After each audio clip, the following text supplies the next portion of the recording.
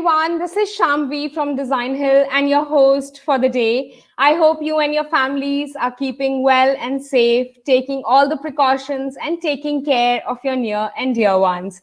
Welcome again to yet another event by Designhill, and today we will be discussing the definition of content in a digital-first world.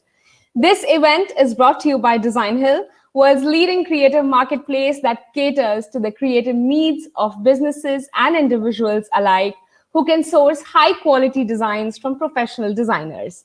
Through its print-on-demand marketplace called Print Shop by Designhill, you can also buy 50-plus unique products with thousands of artworks created by the world-class community of independent artists. So moving ahead, let me introduce you to our amazing panelists for today. We have with us Emilia. Emilia, named in top 30 women in digital you should be following by Now Marketing, is a digital marketing lead with a decade of experience in managing startups and global brands. In 2021, she joined iSpot by .tv, a TV ad measurement company, as a head of digital. Welcome, Emilia. Would you like to say a quick hi to our audience? Hey, thanks so much for the intro. I'm so excited to be back. If you guys have been with Designhill for other digital related events, you may or may not have seen me.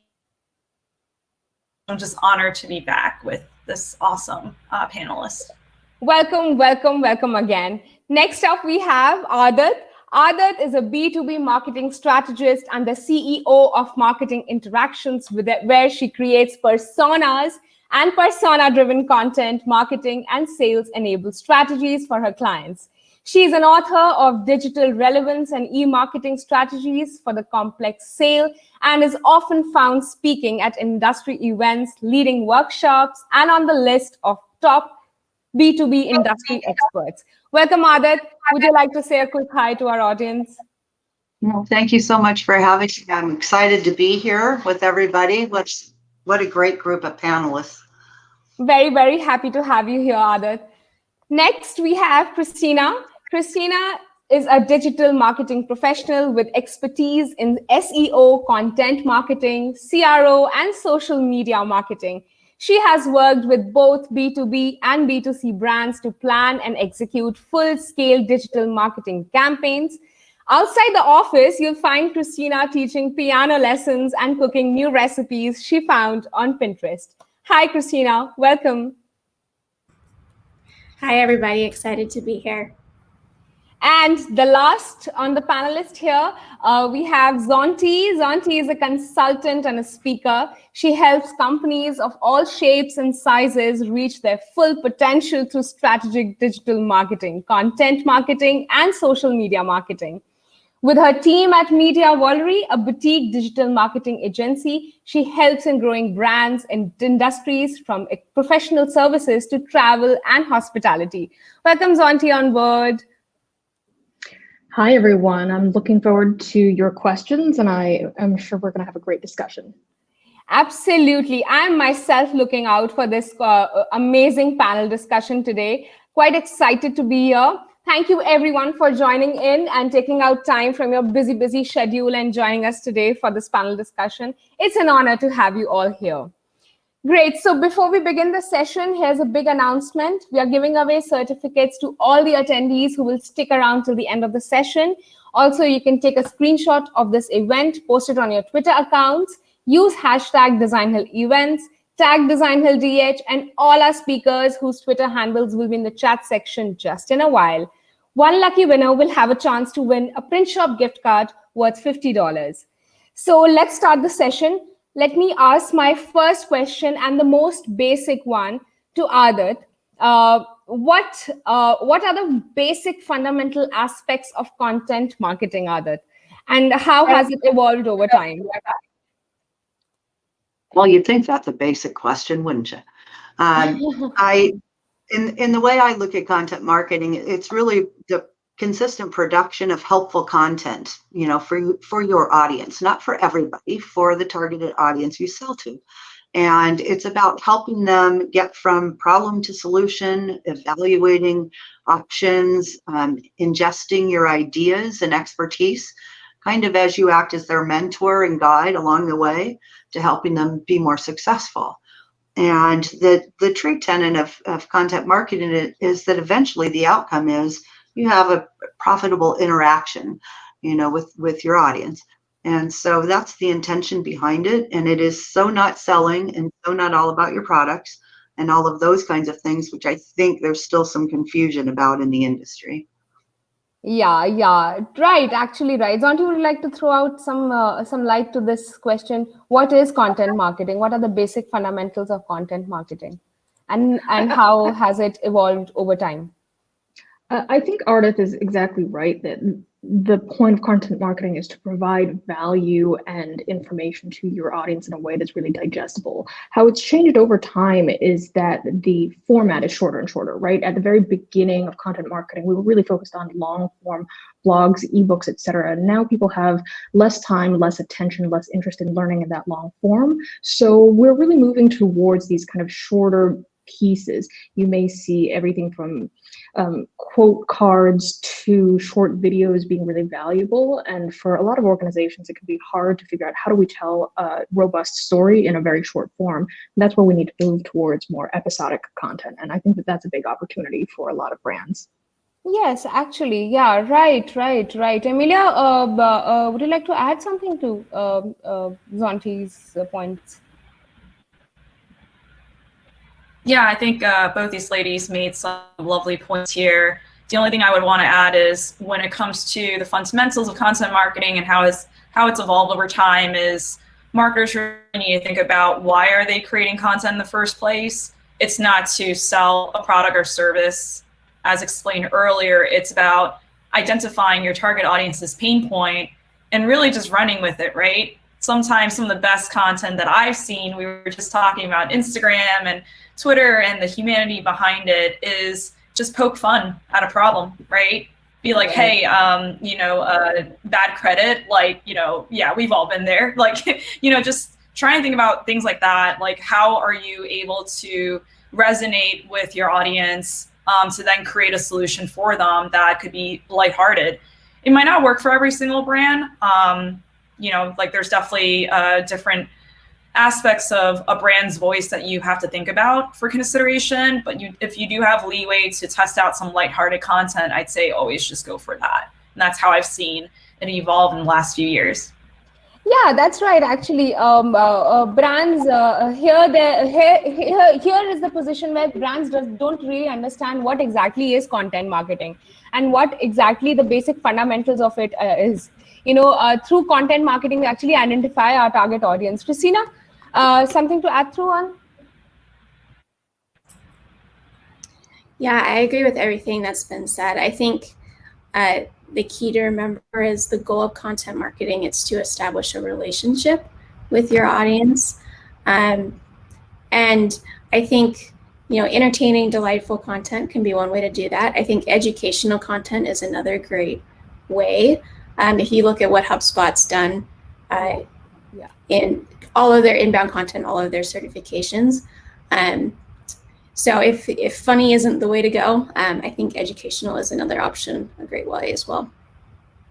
Yeah, right. So 2 takeaways from this question: understanding your target audience through content marketing is like the best way possible. And then secondly is to hit the right market.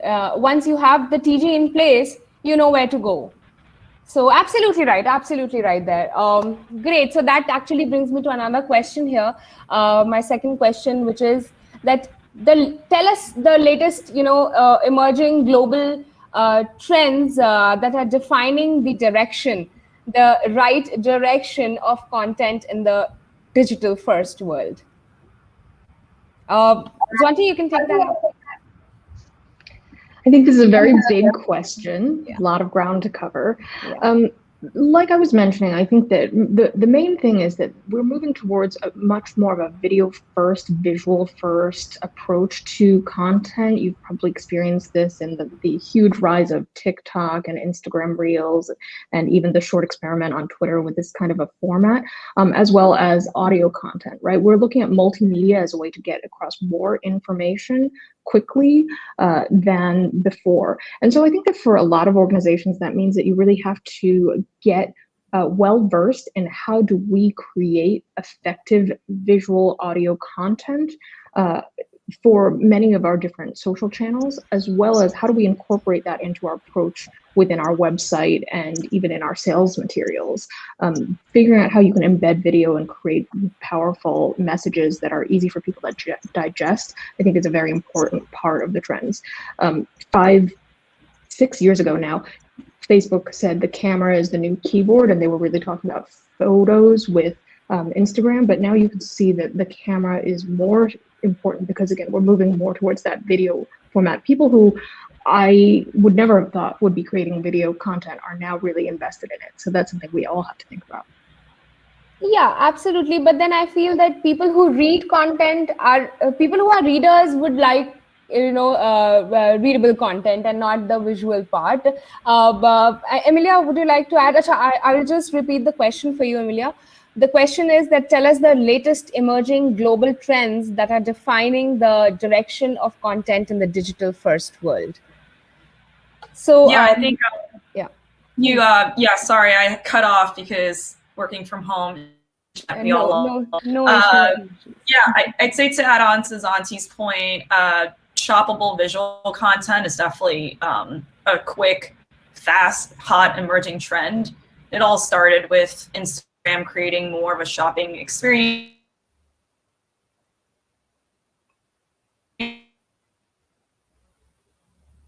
Okay. I think Emilia's internet connection is unstable. It's not very stable there. Probably, Christina, would you take up the question? Yeah, for sure. My answer is maybe a little more high level, but there's just so much content overload. There's just way too much content out there for anyone to consume. And so I think when businesses are thinking about, well, we're joining this space where there's already just so much out there, how do we stand out? Really thinking about, well, who are we targeting and honing in on that and really personalizing that content.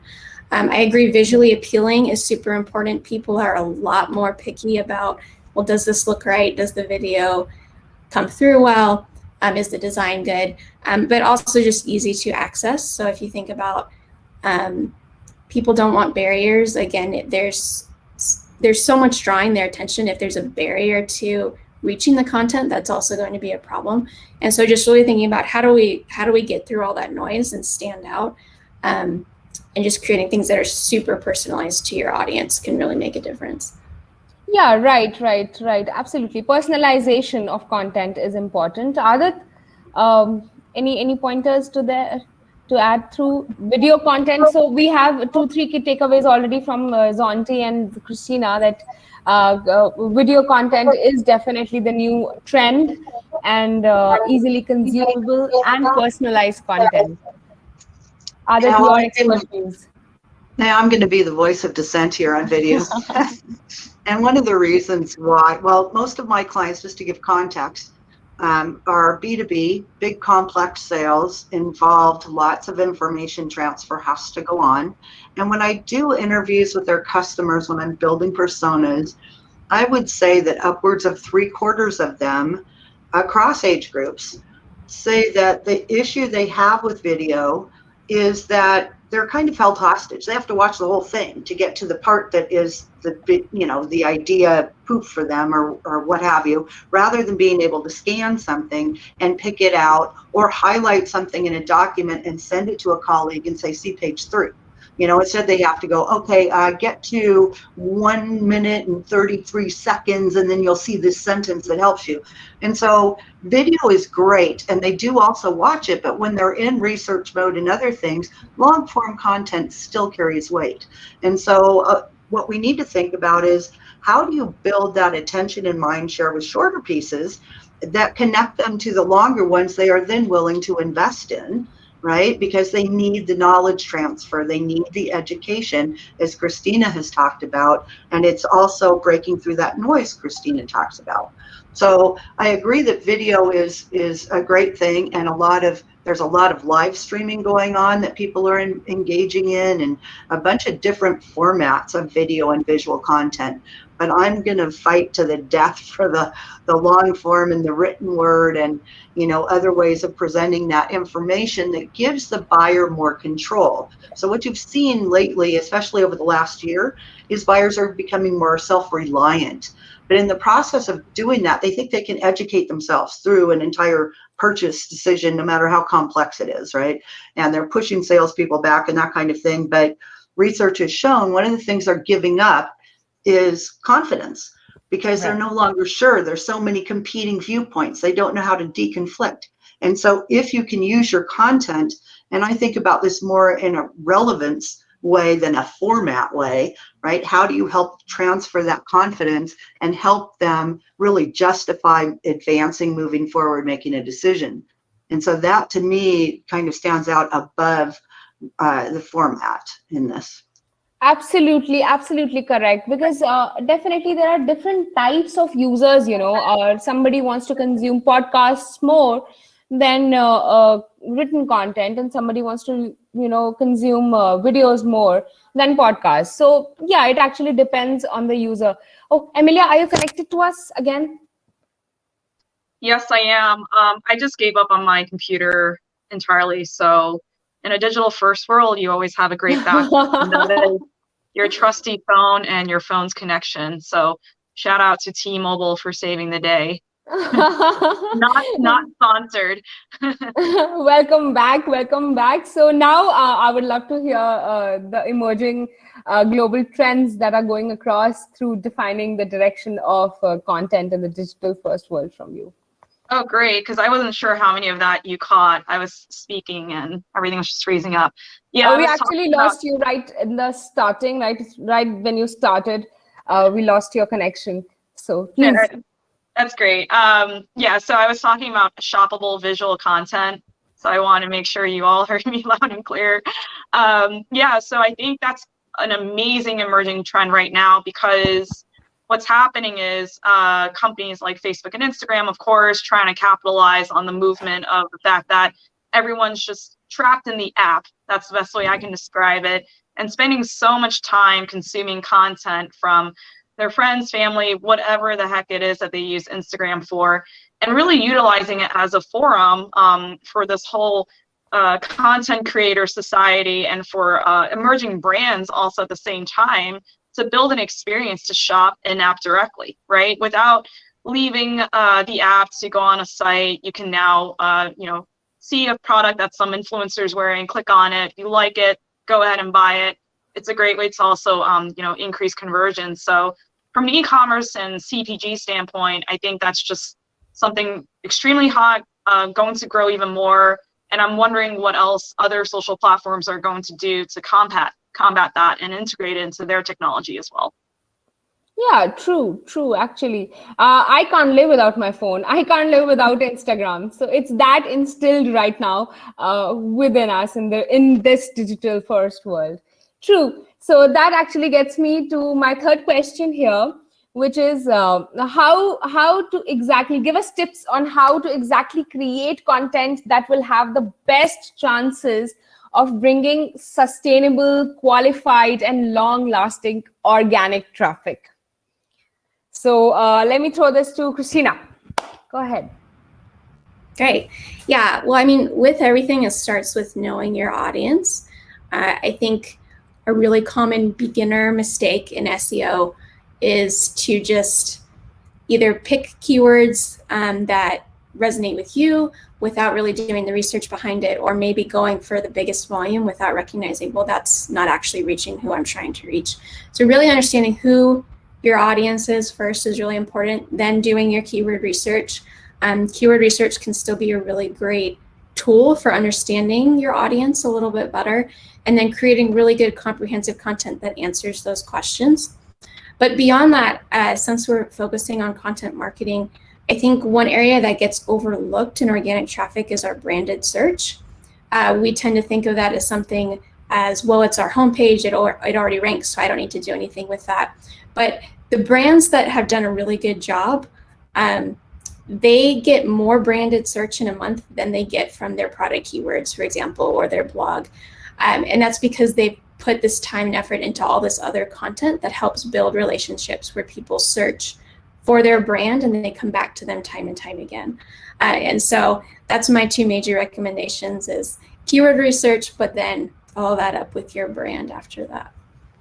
Right. Keywords actually play a really important role in terms of content marketing, whether it is a podcast or whether it is a video. Either ways, keywords play an important role. Adit, would you want to add something to this? Something which is your expert tips are needed here on sustainable, qualified, and long-lasting content for its organic traffic. Yeah, a couple things. Building on what Christina said, I think in addition to doing the keyword research, you have to build the personas, understand your customers well enough to know what angle to take to address the keywords in a way that is, hits the context for where they are and how they're thinking about it. So it's perspective in addition to the keyword. But the other thing I would emphasize is something Zante brought up earlier, which is episodic. So I think you want to think about serial storytelling, as I call it, from problem to solution. And so what a lot of marketers do is put a great piece of content out there, and then where does the reader go next? And what we fail to understand is that if they have a question, they come read your content, they get that answer and that information, then their mindset shifts, right? Their context shift given what they learned. And so then what's next for them? Where should they go next? What will be the next question they may have now that they got that question answered? And so we really need to create connected content across the entirety of the problem to solution exercise. And so those are the two things that I think are really important, is in thinking about how to be most relevant, but also how to build that engagement that gives you that part of the question for sustainable, long-lasting, organic traffic, right? What are they going to get next? And can they rely on you to give them that next thing all the time?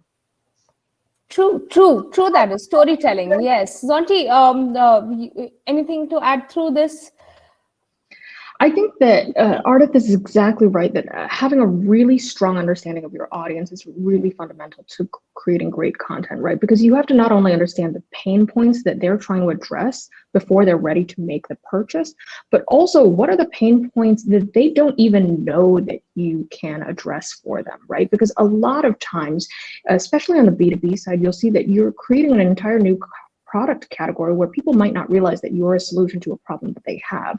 So how do they describe those problems? How do they address them now? What are the challenges that they have? And what are the things that they want to understand about their own industry or interest area that they're going to be researching? If you can really dig into your audience through survey data, social listening, different kinds of exercises, even doing quick polls with your audience, you can get a better picture of what are the things that they're thinking about on a regular basis that you can create content around. So I think that everything that Christina and Ardith have said are really fundamental, and if you bring all of these pieces together, you'll be able to create a very strong audience-centric approach to your content marketing.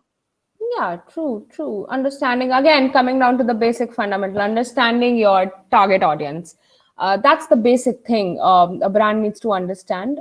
Emilia, please add something to this organic traffic. Right. I think the last point about audience is just recapping that there's not a one-size-fits-all strategy for anything, and that's content included. You might want to create something just more tactically that's more general about your business.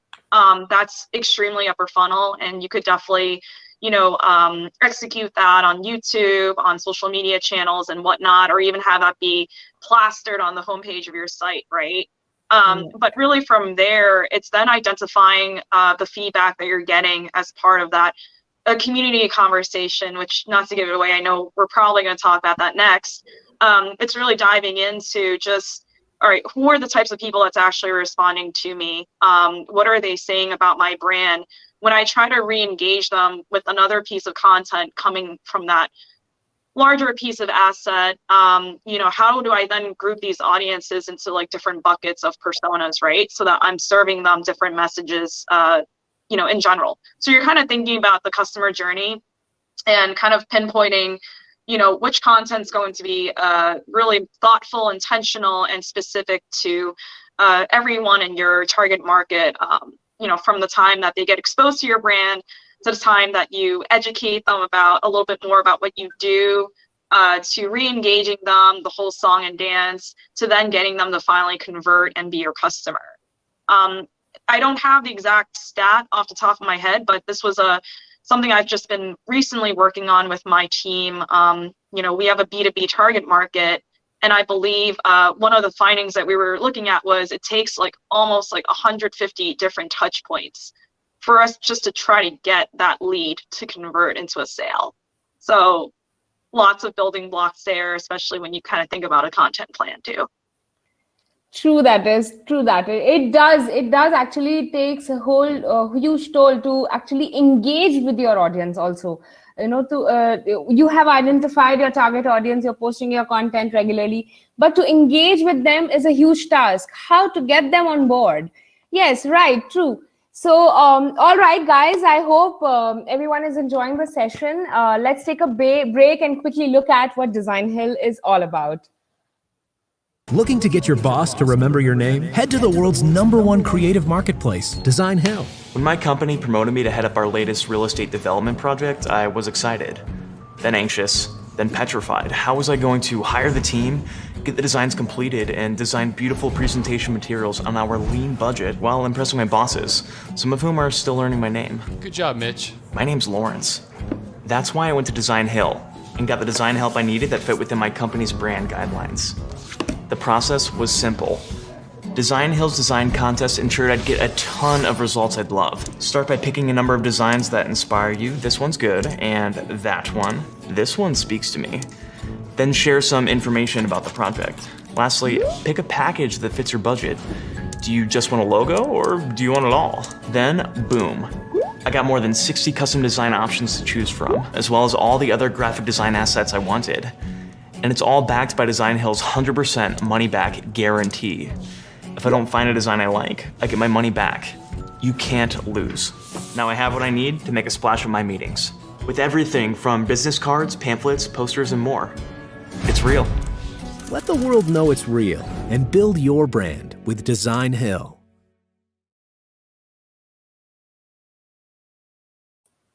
All right, so we're back again, and that was all about Designhill. Guys, we will be taking up questions during the session from our live audience also. So guys, please drop in your questions in the questions tab, which is just beside the chat section on your screen. So coming back to our content marketing in the digital first world, my next question goes to Adat. Do you think community, do you think building a community and providing a space for real-time connections can help enhance the brand image and create a new definition of content building? I do. And I think it depends on how you go about it. I know a number of my clients are resource constrained. In order to build community, you have to be in the community, right? So the other thing I look at is I spend a lot of time trying to help my clients build community within a social platform, like LinkedIn is most often for my clients where it is. But it means you have to be present and paying attention and able to respond, not tomorrow, but within 10, 15, 20 minutes from when somebody posts a question. Thank you, people, for sharing your stuff. But the other advantage really is that continuous feedback from people who could be your customers or your actual customers, that help you tune your content, figure out what's really resonating, how they're engaging with one topic versus another that you share on a platform. Also user-generated content, right? And so the ability to pull all of that together, but also the potential to spotlight your customers and, make them the true heroes of the story for the rest of the community and help the community learn from that engagement. I think all of that is great. I have several clients that have embarked on building a community on a platform that is totally their community. And it is a lot of work and effort and resource to keep that sucker going. Because people tend to, as we all know, on LinkedIn or any other platform, more people browse than actually post and participate. So you need that participation level, right? Otherwise, it's just kind of dead, which is what's happened to LinkedIn groups, right? And most groups are kind of dead now, and they used to be great years ago. I remember when they were a lot of fun. Now Facebook groups seem to be more active. So I don't know, just a few takes there, but you have to be present and paying attention, and willing to not talk about yourself as much as topical ideas that engage people in conversation. Yeah, true. I think nowadays WhatsApp groups is like the most banging on people. I mean, I find Facebook groups also pretty dead now. Emilia, would you want to add down to Adat's point? Yeah, I wanted to share an example from my current company, iSpot. As you guys know, we're a TV ad measurement company. As part of my introduction, I like to always remind people the tagline: "We don't make the ads, we measure them." But because if you go on our site, literally iSpot.tv, you'll see that we also serve as a directory for a lot of national TV commercials. Pretty much any brand that you can think of, you can utilize us as a hub. And that also gives opportunity for a whole entire community that might not be the target audience that we're trying to go after as a marketing team, really create content for us in general, because we think about the actors, the talents, the directors that are part of all those commercials, really tag us because they're so excited that they were featured in a commercial at some point. And when I took over our social media in early January, I was like, oh my God, there's a whole world out there of all these Instagram tags that we would have easily missed. It's like, what do we do to really engage this community? Now, as a marketing team still, we only have like a finite amount of resources, but it's one of those situations where, like the community is out there. I think they can definitely be our brand advocates, even if they're not necessarily like our exact target audience for measurement. It's still better in our best interest to try to engage with them and like their comments and when they do tag us, just because who knows, maybe the CMO of a really awesome brand that we're going after, who is actually our target market, may actually see that happen on Instagram and see that conversation happening around our brand and think like, wow, they must be doing something right. Maybe I can check them out and see what they're all about. So there's just so many different ways and connection and different touch points where it might be a little far-fetched to reach your target audience, but if there's community out there doing that for you, you should definitely take the time to invest in them and try to build ways to engage with them as well. Yeah, right. Christina, your point of view here? Yeah, I think building up an entire community, especially a social community, is a lot of work, like's been mentioned. And I don't think it's necessarily the right fit for everyone. But I do think everyone does have the opportunity to build a community, particularly within, if you think of your core target audience, your core customers, if you're solving a problem for them and they can be delighted by your product, then that's automatically a key community, and turning those customers who really value and see what you do into brand ambassadors can really help. Just a couple examples. I work for a B2B tech company, and so we are focused on category building, solving problems in a new way that people haven't thought of before. And so we have customer advisory boards where we bring actually core customers in, and meet each other, they meet with us, and they tell us the problems that they're solving. They give us feedback on the product. We also do a user conference where, again, everyone can come in, they can talk with each other, they can talk with us, we can bring in outside speakers as well. And so it's not something where we have to keep it going on necessarily on a daily basis, but we provide that chance for them to all come together and get to know each other and talk about it in a setting.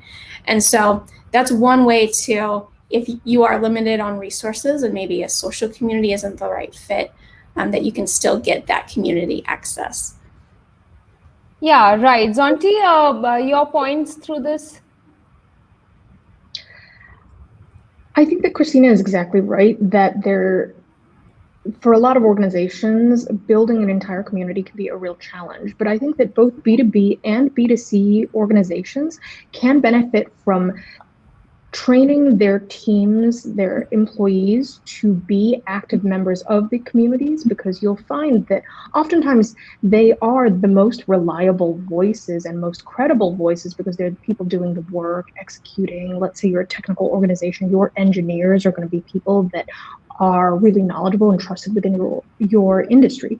So helping your team to become more proactive within the industry, within your community, and to share their own voices will not only elevate them, but will then have a halo effect to your brand. And that can be a really effective and a less challenging way for organizations to get involved in their communities in an authentic and relevant way. Yeah, true. So community, yes, community building is a very, very major part of content marketing. Your content will only fly if you have a community in place. So that's what my full and final takeaway from this particular question would be, that it is indeed a very, very important part. So my next question goes to Christina. This is, I think, your forte here. Share with us at least 3 factors you would consider when it comes to content marketing and SEO. 3 major factors. Yeah, 3 major factors. I mean, I think, again, audience, we've talked about this a lot, but picking your audience, that should influence your keyword research, that should influence the content that you create, how you create it. I think relevant content, obviously answering the question that the searcher is actually looking for. If you try to go too far outside of that, you're going to struggle to rank, you're going to struggle to actually bring that traffic in the first place. And then obviously the Google algorithm, there's been a lot of updates recently, but going back to the technical side of your website, making sure you are mobile friendly. The algorithm is completely mobile first now. Site speed is really important. Video is kind of tricky because it can actually slow your site down, but then sometimes that's exactly what someone is searching for. So thinking through keyword research for your video, but then also looking at things like, if it's a YouTube video, you can do a facade where it's an image, and then when they click on it, it actually turns into the video. So revisiting things like that for the recent updates, I think, is really important. Yeah, true.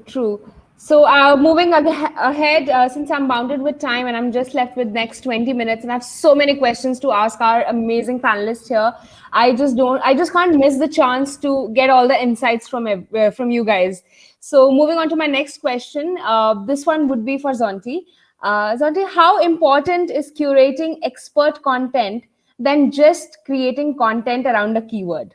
And how do you think Google algorithm aligns content based on expertise as opposed to that written on just a whim? Yeah, absolutely. Depending on the industry, having that expertise can be really valuable from an SEO standpoint, because if you have it built into your website that you have the specific authors and they are already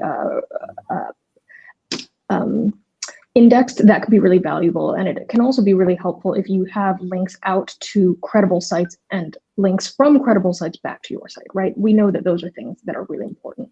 But I think that the curation piece of this is really important because for a lot of organizations, the challenge is creating enough content to fill their schedules. And you don't have to create all of your own content. You can work with experts to syndicate content from their blogs, their videos, etc., with their permission to your site. And you can work with your team to curate content from out in the social media space, put a wrapper around it of these are 5 resources that we think are really valuable. And that is a very quick way to create content both for your website as well as for your social media presence. So I think there's a lot of opportunities there. I think that curating content is sometimes underrated by teams because they feel like everything has to be original to the brand. But the truth is that it can be a very helpful way to help your audience find the things that they need in that moment. You don't have to reinvent the wheel. Yeah, right. Emilia, would you like to add something? Yeah, those are all great points.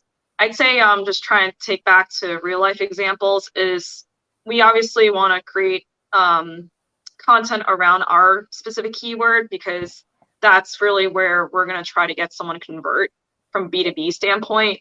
So I'm always looking for opportunities to plug in TV ad measurement in all of our content wherever applicable, whether it's the experience that someone's going to see on the ad that they get on the landing page to the reports that they're going to download. It's always going to have that resonating keyword and factor to it. I really like what the team had said about not trying to reinvent the wheel or think about needing to create content of your own too, because a lot of what we do also is think about partnerships within our industry as well too that could be really applicable and useful, because that way there's a cross-selling component that you might totally be like neglecting, right? So like not necessarily like work with your competitor in a way, but really a partner that's going to supplement and also have your target audience already engage with them as well too, right? That's a really great way to do some cross-promotional work where they're linking back to you and you're linking back to them. And it could definitely create a really whole system of micro content from there. So for instance, when I say micro content is you can have a larger piece of content that can be sliced and diced into so many different ways, maybe embedded into your tweets around a certain keyword, maybe embedded around your email that still drives back to your site. For email marketing too. We can't forget that also as another important channel for businesses, or even creating like video content around just really what that keyword is and what it means in general. Yeah, true. Email marketing was a very major point. I think probably I missed in my questions section. Email marketing, email content, again, a part of content marketing. It plays a very major role. Adat, your expert views on this, curating content on the keyword, Yeah, I think it's hugely important. And I think it helps reinforce your expertise to share other people's expertise. Yeah. Right. So you're not the only one saying it. And but it also speaks to the growing field of influencer marketing too, right? So working with influencers who share the same topical expertise or ideas or affinities that your brand has can be hugely beneficial, in my opinion. And so there's a lot to be said about that. And then, of course, Santi's point about you don't have to create all your own content yourself, because none of us have enough hours in the day for that. Let's just be honest.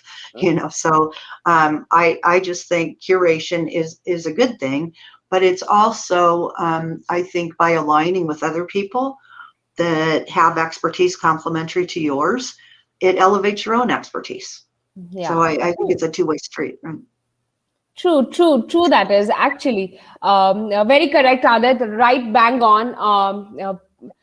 Great insights from the panelists, guys. Thank you so much for your amazing insights to us. And we are right now also building content, which is a very interesting thing to see here. So, all right, I hope everyone is having fun and at this amazing session, because I am for sure. This is one of my favorite topics and I'm really, really enjoying this session. So before we move forward, I would like to give a quick shout out to Designhill, was leading creative marketplace for organizing this event. So everyone stay tuned, and we will be right back to hear again from our amazing panelists.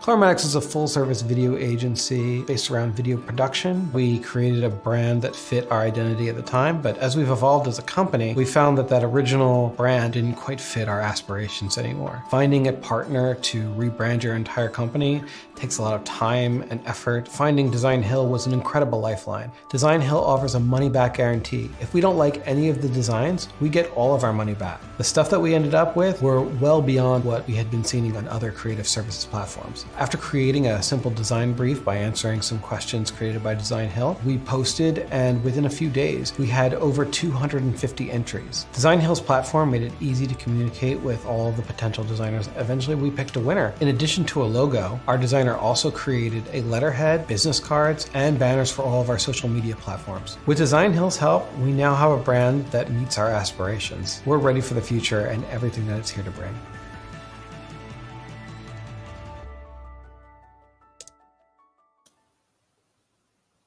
All right, so we're back again, and this is my last segment of this panel discussion.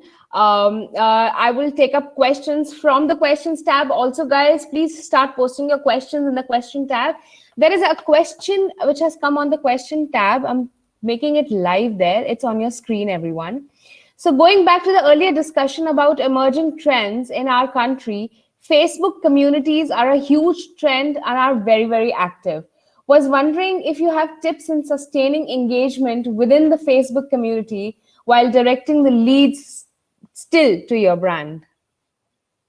Zonti, you can take up the question. Sure. I think that going back to my earlier point of empowering your employees, identifying the experts within both your organization as well as external subject matter experts who are partners of your organization and empowering them to be some of the leading voices within your Facebook community provides a lot of value to your audience, right? The more you can help your audience to get their questions answered, figure out the challenges that they're facing, et cetera, the more they're going to spend time within that community. I'm not a believer that the Facebook community is necessarily a direct driver of leads to the brand, but it should help build that brand affinity so that when your brand is the right solution, it's a very natural transition. But I would be very hesitant to use a Facebook community specifically for the promotion of the brand or the product itself, because that can make it a space that people don't necessarily want to spend as much time in. So again, my recommendation for you would be to make the Facebook community something that is more adjacent or aligned to the needs of your audience rather than directly brand specific. True. I hope Kesela, you got your answer there from Zonti. Perfect, bang on answer there. So I'll move on to my next segment where we'll be talking about the major touch points of content marketing, the ROI, the budgeting constraints, and everything related to budgets. So my first question in my last segment goes to Adat. Adat, how can brands and businesses prepare themselves for the expected content marketing changes in future? Give us tips on the changing trends and how to prepare themselves. Yeah, it goes back to some of the things we've been saying this whole session, which is know your audience, right? And one of the things that I see is that companies will go out and, for example, do a persona project and then say, good, got that, file it away, let's go, and 3 years later, the same personas are still in the file, right? And so what we've seen, especially even over the last year, is that the personas we had in February were no longer valid in March or April, right? So even without a pandemic, your buyers change and things change, and younger people move into senior roles and become buyers who weren't buyers 6 months ago and what have you. And so you have to continuously update your knowledge of your market. And as you do that, and as you listen to your customers and they're perhaps driving your, product feature upgrades and additions and where your products are going, you just have to keep evolving your marketing. It doesn't stand still ever. And so that's the best advice I can give, because who knows what the hot channel is going to be next year, or some new social platform comes along, or like Clubhouse showed up out of the blue, and or podcasts are taking off, and those kinds of things. The best way to be prepared is to stay engaged with your audience, because you'll see those shifts starting to happen. Yeah, right. If you are already engaged with your audience, you would be knowing what exactly they want. And when you know what they want, you would be able to cater them better. So yeah, bang on. Again, the perfect point there is know your target audience, keep them engaged with your brand. So right. So moving on to my next question. This will be for all the panelists. Probably Amelia, you can take up this question. Share tips on how to evaluate just the right ROI for content. Yeah, that's a great thing, and something I'm always trying to build and work on, because data is not perfect. But I think for the general public, it's always about trying to figure out ways to build a system. So I wouldn't say treat every single piece of content and what you think the return is going to be equally. That would be a really bad way to think about it. Just kind of staying within the B2B lanes is, we have different pieces of larger contents, like I was talking about, slicing and dicing them, right? We have like our evergreen content. We have content related to tent poles. So for instance, like thinking about live sports, Super Bowl, the Olympics, things that we know people are going to care about when it comes to TV ad measurement data, as well as guides and ebooks, right? 15-second video best practices, or like, how to like, what's your media measurement ROI? Like, what are some tips and tricks that we can provide you? So for instance, I know all those pieces of content isn't going to work well on every single distribution channel. And that really means testing and learning with as many places as possible to build and collect all those data points, right? So for instance, maybe reports might not work so well, on email marketing, right? But it might generate a whole entire sleuth of returns when it comes to like Facebook advertising or LinkedIn advertising. Yeah. Once you start seeing those results, like repeat it again, because seasonality could always be a factor. Just because a piece of content, especially when you're sharing it, when it's timely and relevant, like right after the Super Bowl ends, right? Maybe just because it worked really well on Facebook, during February, doesn't mean I can take that same piece of content and it'll still be relevant for marketers come summertime, because no one's really going to care about the Super Bowl by then, right? So it's always trying to figure out like, what are the pieces of content, what are the sources of or distribution channels that I can really share them with, what's really the return, because every piece of asset has like a certain KPI. And for me, it's the types of leads that come through from our efforts. Yeah. So in general, that's kind of how I build a attribution network, attribution model. And the more data that I can create, the more I can influence the content that's being created. So that next year, the annual planning is, hey, why don't we heavy up on XYZ channels when it's Super Bowl time and we have a report, right? Maybe let's lower our budgeting and our resources for the summer, because no one's really going to care about it because they're all on vacation. But maybe we can utilize other bite-sized pieces of content to really re-engage these people, keep them abreast of everything that's going on, even when they're not as involved with the industry at that point. So it's basically just finding those touch points and then building like an ROI modeling system out of that. Yeah, right. You should also, one has to understand which content piece is supposed to be evaluated in terms of ROI. That also depends. Christina, your views on this? Yeah. I think when you're thinking about measurement, if you try to tie revenue directly back to every Instagram post, you're going to be quickly frustrated. But I like to think of content as an ecosystem that's all working together. And so if you start by saying, we're creating a campaign, maybe you focus, I like to focus on personas. So I have this persona-based campaign, and then I have all these individual pieces that are meant to all work together to increase leads and increase revenue, that all of a sudden becomes a lot more tangible of a way to measure ROI, as opposed to like, well, what did this individual piece do exactly for X number of dollars? Once you have that kind of higher level goal in place, I think it's at that point it's okay to go back and maybe use what we might typically think of as a vanity metric, but they're still important to show progress. So if you're not getting any downloads, then that's a problem. That should never be the only KPI. But you do still need those metrics of, well, is this ecosystem working? Are we getting progress and reaching our audience, or are we not? Yes, true. Zonti, your views on again driving the right ROI. I think that Amelia mentioned attribution, and I think that that's one of the most important things, right?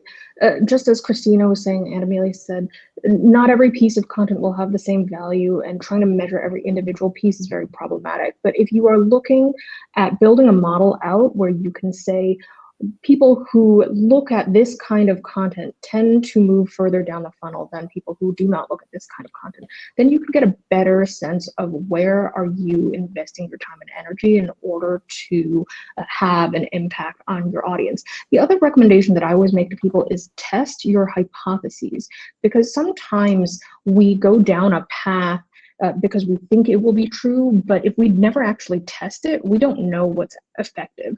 My favorite example is that there was an agency where they had the majority of their blog content gated for a really long time, but what they found was they got a lot of leads that were actually not qualified for their services, and that the majority of people who were actually ready to get their services only came in from a couple of pages and very far down the funnel, because they had already done a lot of that research off channel before they came to the website. So in that situation, they realized, you know what, the people that we are showing our blog content to are actually very, very early top of funnel folks who may not be ready to work with us for 2-3 years. Let's not gate that, because we don't want to speak to them yet. There's no point in that. It's a waste of our sales team's time. And so then they were able to make different decisions. But that comes from this attitude of testing and being open to having hypotheses that you have proved wrong, and that's okay, and that's actually going to make you a better marketer. True. Are that your points? Yeah, I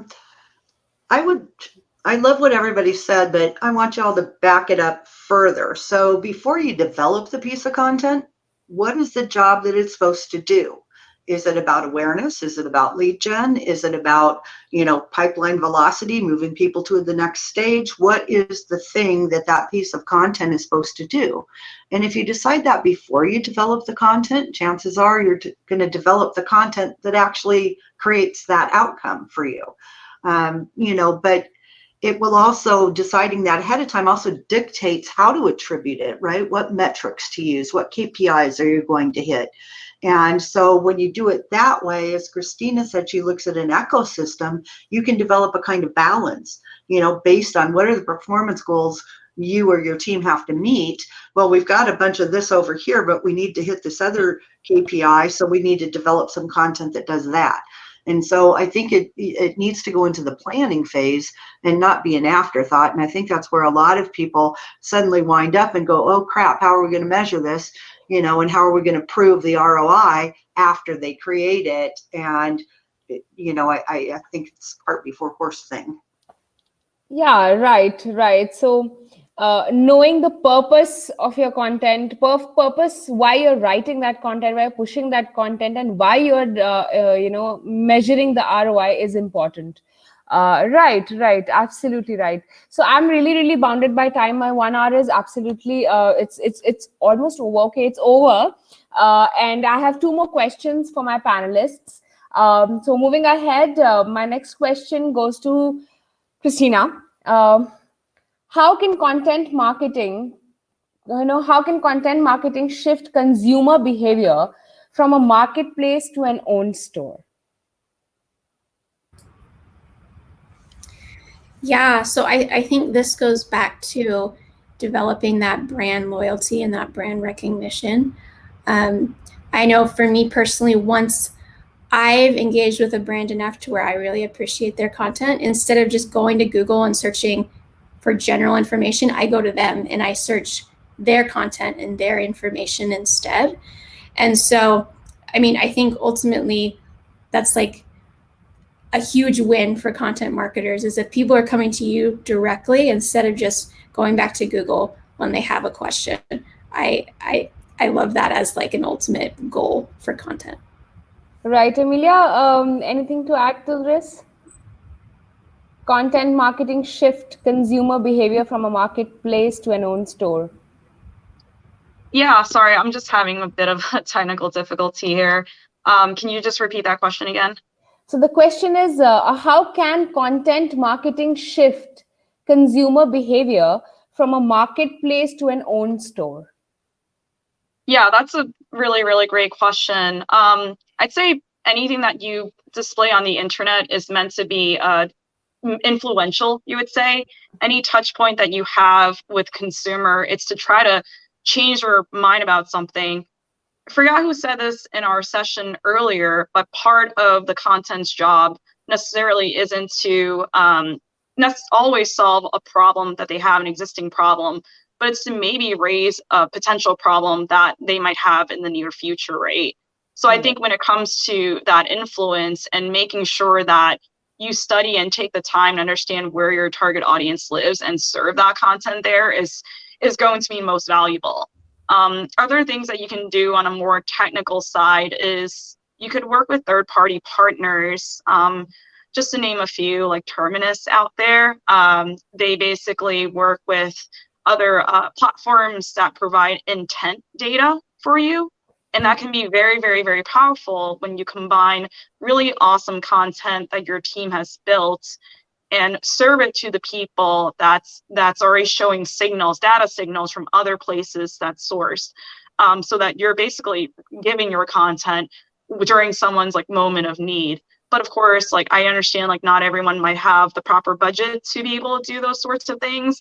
But for those of you that are listening in and maybe have some dollars to unlock, those types of resources can be very, very valuable versus just kind of what I like to say, throw money at the wall and get no return on it. So definitely think about data as well. True. Adit, would you like to take up this question? No, I think I'll pass on this one. Working on complex B2B sales, this isn't something I've spent a lot of time on, so I'll let somebody better than me speak to that. Sure. Zonti? I think that Christina and Amelia have covered it quite well, actually. Great. So I will move on to my last question, and this one again is for all of you. This is, we need your advice. So tell us your pointers, tell us your advice for content creation and marketing to the first-time entrepreneurs who are on a very, very low budget. Adit, let's start with you. Okay. Yeah, so I'll just give you a real life example. So last year, one of my clients, as we were going into COVID, decided to do a reorg of their company, and they asked me to come on board as interim VP of marketing. What they did not tell me at the time was that they were taking away all of the marketing budget. So nothing, no money. So what I had was 2 staff members and all the systems we had, and that's it. No advertising, no event money, no anything. And so we did it all organically and wrote it, promoted it, used organic social channels, made huge strides with our email list, our database, reaching out to people. And I spent a ton of time engaged with our sales team and our customers to understand what was super top of mind and relevant. And we just buckled down and wrote to exactly what our customers and our target market wanted. And at the end of the year, the company had seen year-over-year increase in profitability and margin, and we were able to retain 99% of our customer base, and that is totally done organically. So you don't need a big budget. What you need to do, and what I would say, especially for first-time entrepreneurs or really small companies, think about building your personal brand, right, as an entrepreneur. So I have a company, And essentially, it's a framework for a corporate structure, and I'm the employee, I'm it. And so I built my brand, and I wrote 2 books, and I speak a lot, and I talk about everything, and I'm known as the resource for what I do. And so I don't have to go out and find customers, they find me. Every one of you can do this. And so it's just buckling down. And I think the biggest mistake a lot of people or companies make is you try to serve everyone, and you can't. You need to define a niche. What is your niche? I get asked to do all kinds of things that is not my specialty, but I can do them. But I focus and double down on what my niche is, what I built my brand around. So we can all do this, but put a stake in the ground. That's the most important thing, I think. Yeah, right. Sonti, please add through. Yeah, I love Ardith's answer. I think that it's so important, especially for those small entrepreneurs. The key thing that I see oftentimes is the fact that if you don't have a budget, you do need to invest time. You have to invest something, right? I have some clients where they're very small and they're like, we don't have very much marketing budget, but we also have no time to do anything in-house. Guess what? It's not going to work. If you don't have a budget, you have to be someone like Ardith who is going to go out and invest the energy to create the resources, build those connections, etc. If you can't, it's just a trade-off. So I think organizationally, you have to come to terms with the idea that being scrappy doesn't mean we don't invest anything. It means that we have to invest what we have in order to be successful. Right. Absolutely right. Absolutely right. Christina? Yeah, I agree. I think when you're first starting out, focusing really small and on the basics of we need to market this company to grow revenue can be a really great place to start. So sometimes people think, well, I'm marketing, so let's go create every single social media account. And while social media can be a really good option for certain industries, if it's not your industry, don't focus on that. If you need to create product pages for your website, focus on that. If you're a local business, setting up your local listing can be like the most important thing that you're doing. So think about what's the one place I need to be to draw in my first customer base and focus on that. And then once you start getting money in and then you have some budget and more time, then that's where you can expand to everything else. Yeah, right. Amelia? Yeah, I think everyone said really fair points here. It's basically the point of, in a way, you have to spend money to make money. That's pretty much what marketing has always been. But of course, like, I understand, I've also started at a very, very small company. You have to learn and understand what are the tools that you can really utilize in your arsenal. For instance, just for content creation purposes, Canva is a really great start if you haven't had a chance to look into that and utilize it in general.